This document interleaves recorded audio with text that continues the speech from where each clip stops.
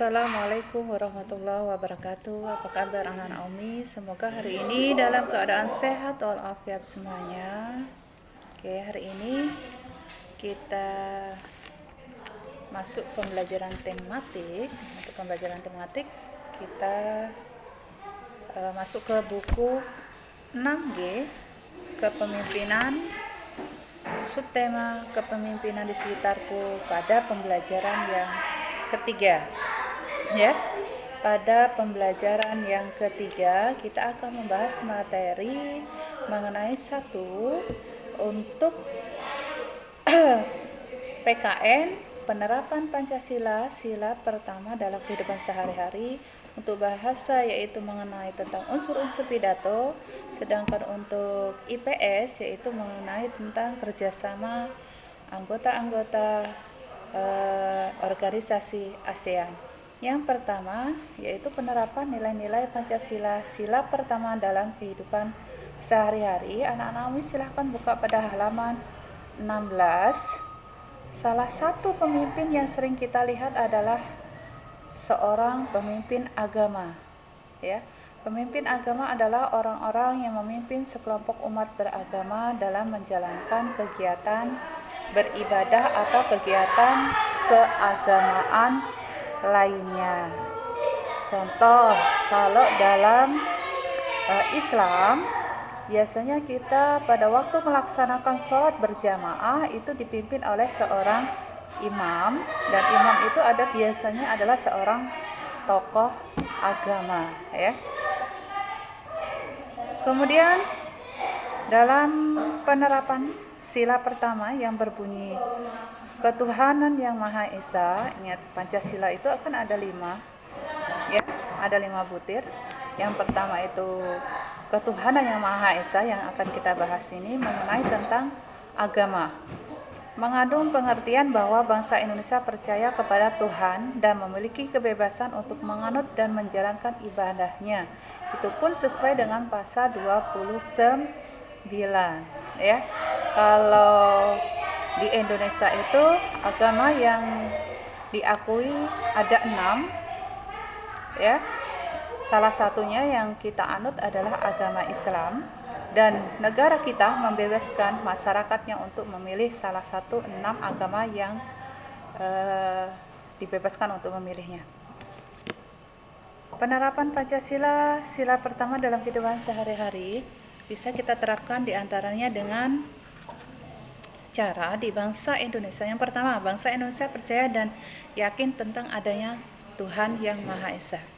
Yang kedua, bangsa Indonesia bertakwa kepada Tuhan yang Maha Esa dengan cara menjalankan semua perintahnya dan menjauhi semua larangannya. Yang ketiga, saling menghormati dan menghargai serta memiliki sikap toleransi antar pemeluk agama, ya. Yang keempat, membina kerukunan antar umat beragama dalam kehidupan sehari-hari, ya. Kita boleh berhubungan atau kita juga boleh berteman dengan non agama selain agama Islam, tetapi jangan mencampur adukan tentang ibadahnya, ya. Bersosial itu wajib, dan kita itu boleh dengan siapapun, tidak ada batasannya, dengan agama apapun, tetapi jangan dicampur adukan dalam masalah ibadah ataupun agama dan kepercayaan kita. Yang kelima, saling menghormati kebebasan menjalankan ibadah sesuai dengan agama dan kepercayaan masing-masing. Maksudnya kita tidak saling mengganggu agama orang lain. Yang keenam, tidak memaksakan sesuatu agama dan kepercayaan terhadap Tuhan yang Maha Esa kepada penganut agama lain, kecuali kalau dia mau masuk. Misalkan kita punya teman orang Kristen, kita tidak boleh memaksakan, ayo masuk agama kita, masuk agama Islam, tidak boleh, ya.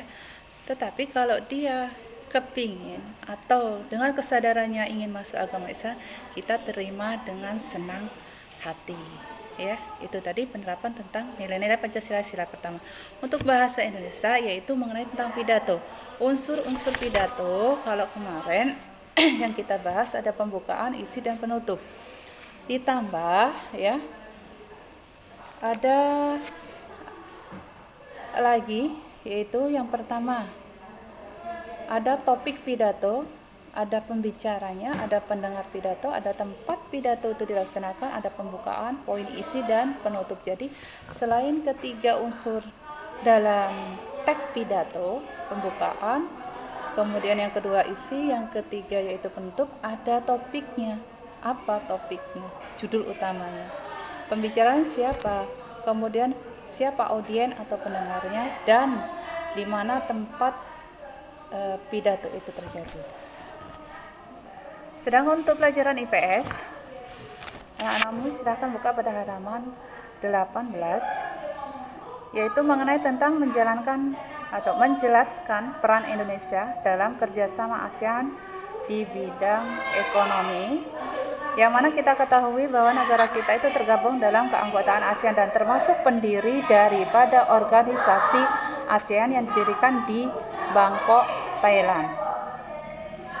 Dalam deklarasi kesepakatan ASEAN dicantumkan program kerjasama di bidang ekonomi. Kalau dalam bidang ekonomi, yaitu kerjasama di bidang komoditas utama, terutama pangan dan energi.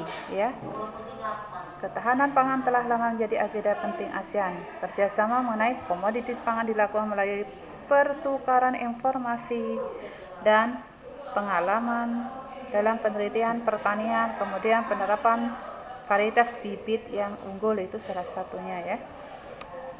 Kemudian kerjasama di bidang industri dan perdagangan ya. Karena apa? Indonesia itu atau negara kita ini tidak bisa memenuhi kebutuhannya sendiri, maka kita mengadakan kerjasama dengan negara lain, terutama negara yang tergabung dalam keanggotaan ASEAN. Karena dengan adanya kerjasama, kebutuhan di dalam negeri yang tidak bisa terpenuhi menjadi bisa terpenuhi. Kerjasama ASEAN di bidang ekonomi melalui industri dilakukan dengan penandatanganan ASEAN Free Trade Area atau disebut dengan AFTA. Singkatannya adalah AFTA atau kawasan perdagangan bebas ASEAN. Jadi AFTA itu bebas perdagangan tetapi khusus untuk anggota-anggota negara ASEAN yang terletak. Ingat, ASEAN, organisasi ASEAN ini adalah organisasi negara-negara yang hanya beranggotakan negara di kawasan Asia Tenggara, yang mana tujuannya meningkatkan daya saing ekonomi negara-negara ASEAN sehingga dapat meningkatkan pemberian modal dari luar negara anggota ASEAN ya. Salah satunya kegiatannya yaitu melakukan kegiatan ekspor dan impor ya. Selain melakukan ekspor dan impor, ingat kalau ekspor itu kita melakukan atau menjual barang dari dalam negeri atau dari Indonesia ke luar negeri atau keluar negara lain. Sedangkan impor yaitu kita membeli barang dari negara lain, kita masukkan ke dalam negara kita yaitu Indonesia. Selain melakukan ekspor impor tadi, Indonesia juga memiliki peran ekonomi lain dalam ASEAN. Antara lain ikut serta dalam penerapan tarif khusus terhadap barang impor yang berasal dari negara ASEAN. Kedua, membentuk kawasan pertumbuhan di ASEAN yang bertujuan meningkatkan kerjasama dalam bidang perdagangan. Ya, pemberian modal, pariwisata, perkebunan, perikanan, misal pembuatan BIMP EAGA antara Brunei Darussalam, Indonesia, Malaysia, Filipina ya. Yang ketiga, mendorong produsen ikut serta dalam membangun ekonomi di kawasan Asia Tenggara. Yang keempat, meningkatkan kualitas sumber daya manusia. Yang kelima, meningkatkan kualitas barang dan jasa yang akan diekspor ke negara lain di kawasan Asia Tenggara. Oke, itu tadi penjelasan Umi mengenai pembelajaran yang ketiga. Nah, untuk tugas hari ini anak-anak Umi ya. Anak-anak Umi silahkan buka pada halaman 22. Halaman 22, kerjakan nomor 1 ya. Kemudian nomor 2 serta nomor 3. Jadi Tugas kalian adalah mengerjakan halaman 22 nomor 1, 2, dan 3. Umi tunggu hasilnya. Tetap semangat ya. Dan selalu jaga kesehatan. Jangan lupa tugas-tugas Umi seluruhnya tolong dikumpulkan. Umi akhiri, wassalamualaikum warahmatullahi wabarakatuh.